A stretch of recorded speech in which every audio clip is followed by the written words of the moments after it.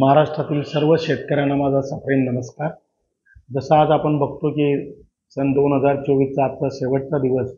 आणि 2025 आपल्याला स्वागतासाठी आपण सज्ज आहोत।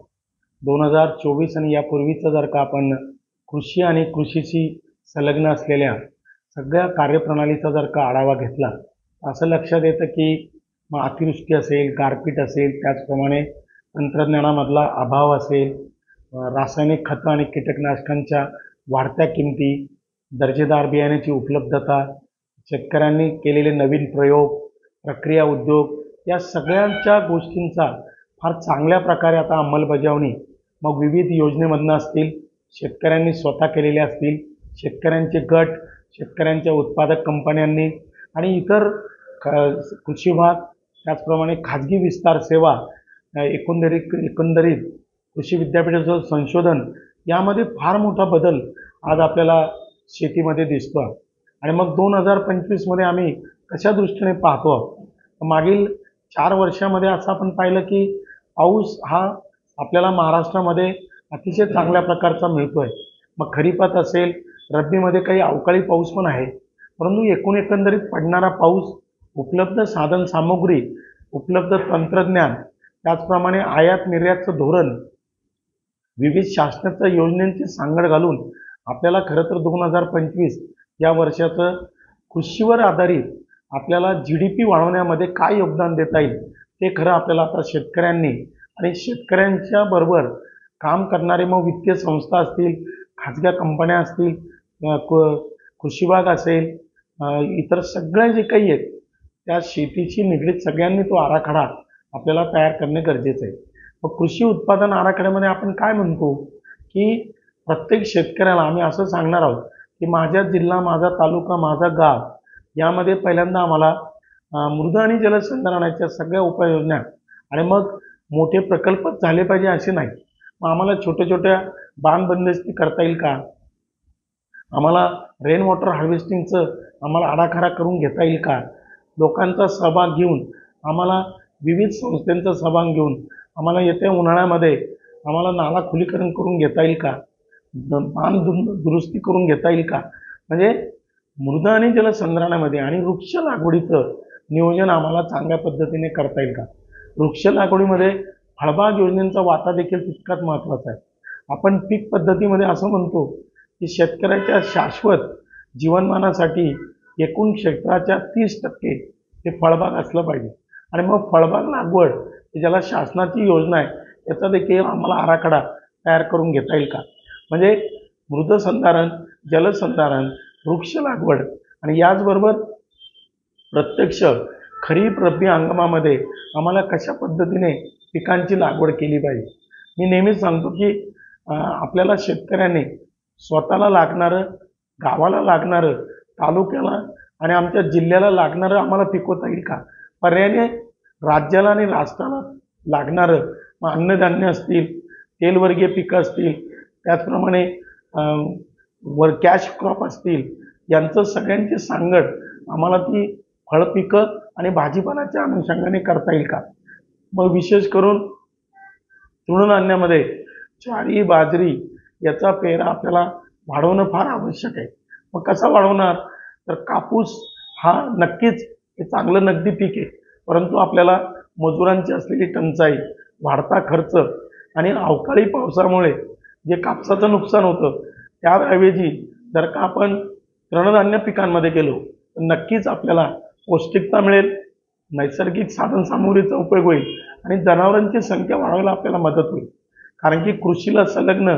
पशुधन देखील एक महत्त्वाचा भाग आहे। एवढंच नव्हे तर जे काही आम्ही पिकं घेणार आहेत मग याच्यामध्ये कापूस पीक, ज्वारी, बाजरी, कडधान्य, तर कडधान्याचा क्षेत्राचा पेरा आपल्याला वाढवला पाहिजे, कारण की जमिनीची सुपीकता आणि माणसाच्या आरोग्यासाठी आपल्याला कडधान्य तितकंच महत्त्वाचं आहे। कडधान्याला चांगला भाव देखील आहे आणि मग क्षेत्रामध्ये वाढ कशी होईल, तर आंतरपीक, मिश्र पीक, सर्व महाराष्ट्रातील शेतकऱ्यांनी जर का आपल्याला शेतीमध्ये शाश्वत उत्पन्नाची हमी आवश्यक असेल आणि उत्पादन खर्च, रासायनिक खतांचा वापर कमी करायचा असेल तर आपल्याला कडधान्य पिकांचं आंतरपीक आपल्याला घेतलं पाहिजे। यावर्षी महाराष्ट्रामध्ये कडधान्य पिकांचं विशेष करून तूर पिकाचं क्षेत्र वाढलं आणि तूरमध्ये सोयाबीन आंतरपीक घेतल्यामुळे एक चांगली पीक पद्धती आता रुजली आहे आणि म्हणून आंतरपीक मिश्र पीक 100% आम्हाला कसं घेता येईल आणि विद्यापीठाने शिफारस केलेल्या वाणांचा वापर आपल्याला केला पाहिजे. रासायनिक खतांचा संतुलित वापरासाठी मातीच्या नमुना विश्लेषणानुसार खतांचा वापर, कारण की संतुलित खतांचा वापर आपल्याला केला पाहिजे. ऑर्गॅनिक कार्बन वाढवण्यासाठी सेंद्रिय खतांचा वापर हे वाढवायच्यासाठी आपल्याला नियोजन असलं पाहिजे आणि तो आराखडा आपल्याला उन्हाळ्यामध्ये आपल्याला गांडूळ खत विविध प्रकारचे असलेले कंपोस्टिंग हे वाढवायला पाहिजे, कारण की रासायनिक खतांच्या किमती ह्या कमी होणार नाही. आम्हाला संतुलित रासायनिक खतांचा वापर, त्याचप्रमाणे आंतरपीक मिश्र पीक फळ पिकांचा आपल्याला क्षेत्रात वाढ करणे आणि जे काही उत्पादन येईल त्या उत्पादनावर आधारित कृषी उद्योजकता आपण आता त्याला भर दिला पाहिजे. 2025 ते 2047 प्रत्येक गावात आता आपल्या असलेल्या पीक पद्धतीनुसार आपल्याला आता कारखाने उभे राहिले पाहिजे.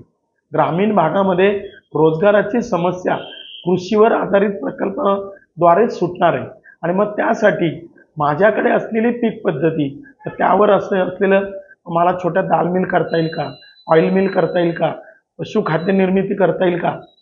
दुग्ध आणि दुग्ध प्रक्रिया उद्योग उभे करता येईल का, डिहायड्रेशन युनिट करता येईल का. आणि या सगळ्या प्रक्रिया उद्योगाला